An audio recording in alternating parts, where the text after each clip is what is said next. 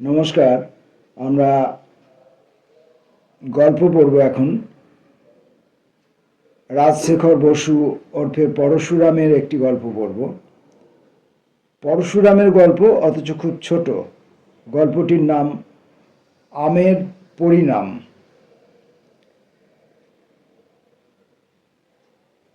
ছেলেবেলায় শোনা একটি গল্প বলছি। খলিফা হারুন অল রশিদ একদিন তার মন্ত্রী জাফরকে বললেন, উজির, তুমি দিন দিন অকর্মণ্য হচ্ছ, তোমার দ্বারা রাজকার্য চলবে না, তোমাকে আস্তাবলের ঘেষেরা করব স্থির করেছি। জাফর হাত জোর করে বললেন, কেন প্রভু, আমি তো প্রাণপণে রাজকার্য চালাচ্ছি। ছাই চালাচ্ছ? আমার রাজ্যে ভালো মেওয়া মেলে না কেন? বলেন কি হুজুর, আপনার রাজ্য হলো বাদাম, পেস্তা, আঞ্জির, খোবানি, কিশমিশ, মনাক্কা, খেজুরের অক্ষয় ভাণ্ডার। এত ফল আর কোন মুলুকে পাওয়া যায়? খলিফা বিরক্ত হয়ে বললেন, তুমি দিন দিন বেকুফ হচ্ছ। ওসব শুটকি ফল, রস কিছু নেই। জাফর বললেন, কেন? বেদানাতে তো রস আছে। 4 ভাগ বিচি, 1 ভাগ রস। রস গিলবো না বিচি ফেলবো? আমের নাম শুনেছ? জাফর সভয়ে জিজ্ঞাসা করলেন, আম? সে কি চিজ? তুমি কোনো খবরই রাখো না। আম হচ্ছে হিন্দুস্থানের ফল। কেতাবে পড়েছি তার তুল্য মেওয়া দুনিয়ায় নেই।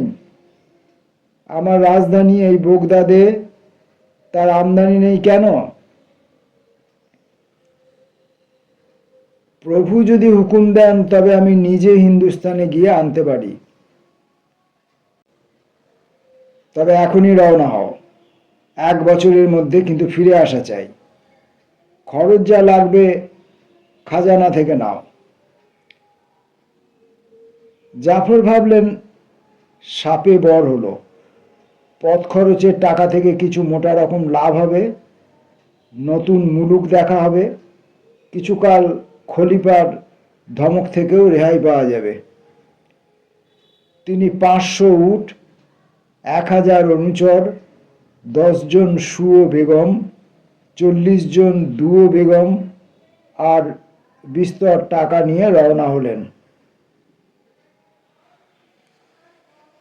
কুর্দিস্তান, ইরান, আফগানিস্তান পার হয়ে অবশেষে পেশোয়ারে পৌঁছলেন।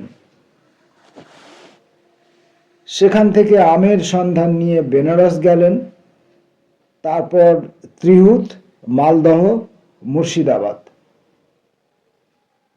নানা রকম আম বিস্তর কেনা হলো। নিজেরা ঢের খেলেন আর খলিফার জন্য 2000 ঝুড়ি উঠে বোঝাই করে বগদাদের দিকে ফিরলেন।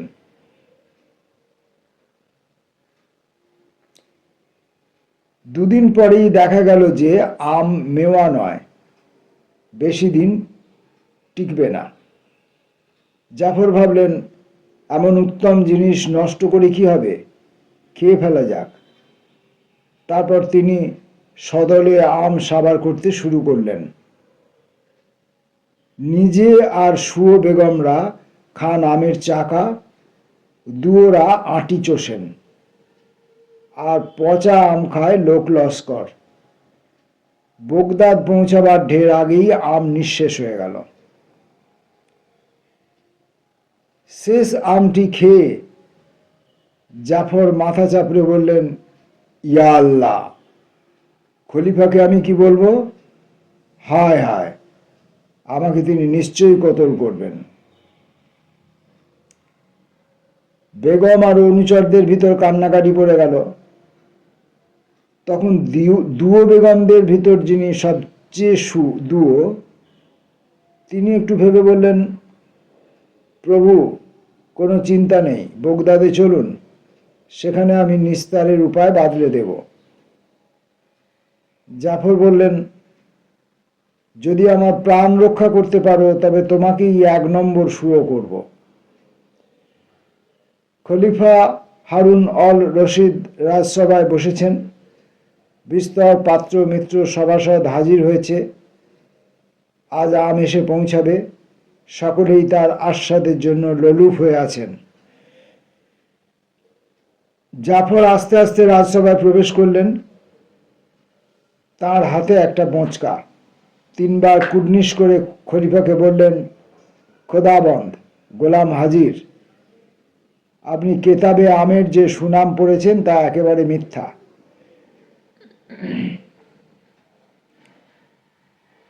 খলিফা বললেন, ওসব শুনতে চাই না, নিকালো আম। জাফর বললেন, এই যে হুজুর, এখনই আপনাকে আম চাখিয়ে দেখাচ্ছি। এই বলে তিনি বোঁচকা খুলে 2টো মালসা বার করলেন। তার একটাতে তেঁতুলের মাড়ি আর একটাতে গুড়। 2টো একসঙ্গে চটকে নিয়ে নিজের লম্বা দাড়িতে জুবড়ে মাখালেন। তারপর খলিফার কাছে গিয়ে হাঁটু গেড়ে বসে দাড়িটি এগিয়ে দিয়ে বললেন, প্রভু, চুষতে আজ্ঞা হোক। খলিফা বললেন, বিসমিল্লাহ। এ কিরকম বেয়াদবি? জাফর বললেন, হে দিন দুনিয়ার মালিক, আম অতি ওয়াহিয়াত, অপবিত্র ফল, কাফেররা খায়। আপনাকে কি তা দিতে পারি? তাই আমার এই বৃদ্ধ বয়সের